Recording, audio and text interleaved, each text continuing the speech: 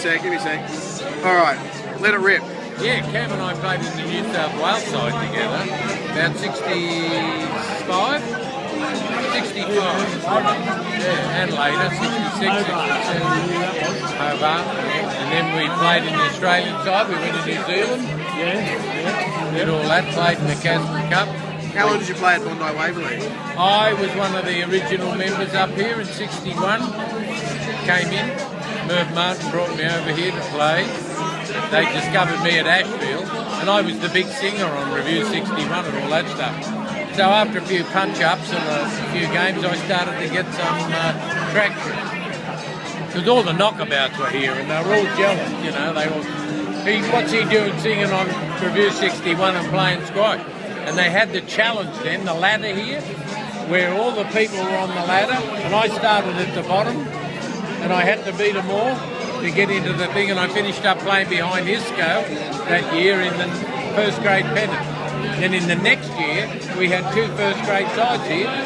The only club I think ever to field 2 first grade sides. Just telling me that 3. 3? Yeah, someone came. In my day we had 2. So when did you end up? When did you finish up here? Oh, I left here to go to Melbourne to do. I played for New South Wales from 62 through to 68. Then I went to Melbourne to do Division 4, a show called Division 4. And then I played for Victoria against New South Wales, my old teammates. And did a bit of that sort of stuff. And for a couple of years I kept making comebacks until it got too hard. So how do they organise the squash in those days? Like now they've got Premier League, State 1, State 2. There was first grade, like first grade football. Then there was state division. There was State 1, State 2, State 3 and State 4, right? Then they had A grade, B grade, C grade. So it's the same, just different names? Yeah. So they had the 4 different... Camby would be better, he knows more about it than I do. Yeah, because he had courts at the time with his family and they ran too. But when it got to the grades, there was 4 districts within the city. Right. North, south, east, west. And A grade right down to about D or E. Right. When there was thousands and thousands of players. We're only... I don't think we'd even fill B grade now. Right. Yeah. Well, I started in B grade here and we won it undefeated. Then I went into A3, we won that undefeated. And I went into Kenny's team the following comp, and I was number 2 behind Kenny, and we won that undefeated. So I went undefeated, 3 teams. Then I got picked in the New South Wales side, undefeated. So I never lost. I know. I never played in a losing team. Yeah, it's unbelievable, but it's true. You should come back now, you'd probably still be A grade. Yeah, well, I was 6 years in the New South Wales side, and we were unbeatable. Cammy, myself. That was the team Ken was talking about. Carter, Hisco, myself, Cammy. When he came in, he was the young pup, and he came into the side. We were top 2. We could have played any team in the world and beaten them because we were all number 1s, weren't we, really? You know, any one of us could have played number 1, the result would have been the same. Didn't you play in an Australian undefeated team? Yeah, I never lost a match for Australia or New South Wales. Not bad for drunk and 60 cigarettes a day. Did you ever play Jeff Hunt? Yeah, but Jeff was a lot younger than us, and Jeff came along later. Jeff came in at about 67, 66. Yeah, 66, 67. And I was too busy with Division 4s and other things, but Jeff was a wonderful player. His father used to take me down to coaching because he had no kill shots like Cammy and I and Hisco to put the ball away. You know, but Jeff couldn't, but he could run like a friggin' hare and a very, very good squash ball. And never let the ball go to the back wall, did he? I volleyed everything, did he? Cut it off. Volley. The pace he played at was extraordinary. I said to his father, the first time I played him, it was in Victoria at the Sandringham Club, and I said, look, if it was 3 sets I could beat Jeff, no way in the world I could beat him, you know, over 5. He's too fit, he plays too fast.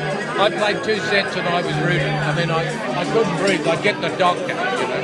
because of the pace he played at, and he forced you to play at, didn't he? He got tired. Just got tired, you know, playing at his pace. And he was the fittest man in the world officially. So once he got a few shots and learned how to kill the ball, then he became lethal. Very good player. Very good. And what about did you ever hit with Heather Mackay? Oh yeah. But I mean, look, they said at one stage they had an article, you know, why doesn't some dickhead in the thing said, you know, what's Ted? Because I was a big name and I was in the Australian squash side, so they wrote things like, why doesn't Ted Hamilton, was he frightened to play Heather Blunden? Well, the truth of it was, Heather couldn't have beaten anyone of us. Lovely player, but she couldn't have beaten She was anyone. about number 4 in first grade. Yeah, she couldn't have beaten any one of us in the She fifth. played first division though, didn't she? Oh, Heather was a... She didn't play. actually on the she didn't wall play over the here. men's No, comp. Heather She was a didn't play in the great... men's comp. She didn't play in the men's comp. Oh, Heather was a great She player. played up here. Yeah, Heather. She's on the wall, equivalent there's benches on the to Oh, Heather she played was here. equivalent to Yeah. number 4 in first grade. Right. That was Her about husband, her Brian level. Mackay, was number 4 in my team here that won the pennant. Oh, I don't know, 66 or 67. That's where she met him. They were similar standards. Sort Hey? of. They were a similar standard. Really. Yeah, but I mean, you know, they say all that crap, you know, and it's like Navratilova when she won 9 Wimbledon. She played silly Bobby Riggs. You know, couldn't hold a racket up anyway, and was the worst player ever to win Wimbledon. You know, and she beats him at 50, and they said silly things. Heather was a wonderful, wonderful female player, the best ever. But, you know, if you couldn't have put her on a court with Cam, myself, Hisco, Carter. Understandable.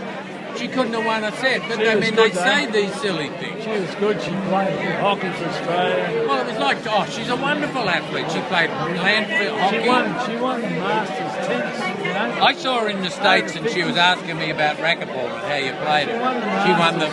She won the racquetball championship that year. And she was an amazing sportswoman. Amazing. Yeah. Very, very talented. She was a bit like Martina, wasn't she? She was Absolutely. strong, Yeah. better Very than everyone else. Very strong. Good player. Wonderful. Oh, Ken, you got to come in too. Yeah. It's Probably won't ever get this again. But this was the place. This place actually hummed, and people like Cam, people like Carter that weren't actually, you know, members of this district, they flocked here because this was the centre, wasn't it? Why was that? Because you had a bar? Well, the best players, Well, all the best players practiced here, and we were all very welcome. yeah. And Doug Crofty- Croft.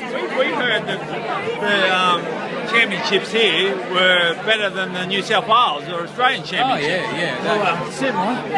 Similar, yeah.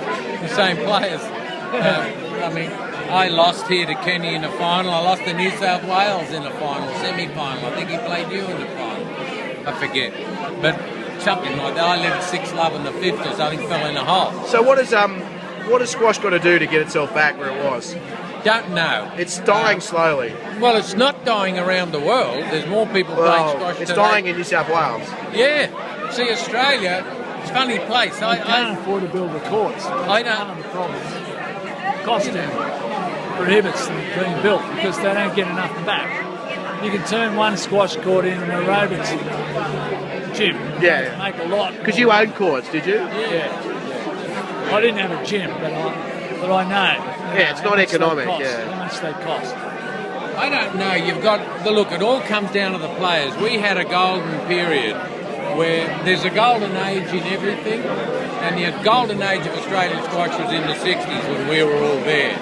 You know, this was the team that, you know, Cam, Jeff Hunt, Isco, Carter, Carmen and myself, Ken Bid. These were the Australian players that were just, you know, could not be beaten. And but they weren't all playing out of Bondi at that stage, right? They're all Bondi players. And then we all played just about out of here most of the time. We represented other clubs. I went round to Bellevue Hill to play number 1 for them one year, you know. I think we won the spring comp around there. And players would do that. But Carter was playing for Sydney. He always played for Sydney. Parmenter always played for somewhere else, you know.